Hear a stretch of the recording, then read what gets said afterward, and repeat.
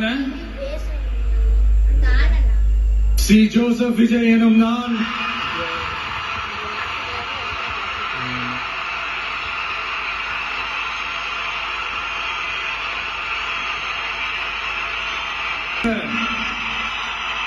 இந்திய அரசியல் அமைப்பின்பால்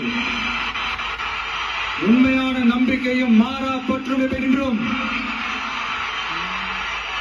இந்திய நாட்டின் ஒப்பில்லாத முழு முதல் ஆட்சியையும் ஒருமையையும் நிலை நிறுத்துவேன் என்றும் தமிழ்நாட்டு அரசின் முதலமைச்சராக உண்மையாகவும் உளச்சான்றின்படியும் என் கடமைகளை நிறைவேற்றுவேன் என்றும் அரசியல் அமைப்பிற்கும் சட்டத்திற்கும் இணங்க அச்சமும் ஒருதலை சார்பும் இன்றி விருப்பு வெறுப்பை விலக்கி பலதரப்பட்ட மக்கள் அனைவருக்கும் நேர்மையானதை செய்வேன் என்றும் ஆண்டவன் மீது ஆணையிட்டு உறுதிமொழிகிறேன்.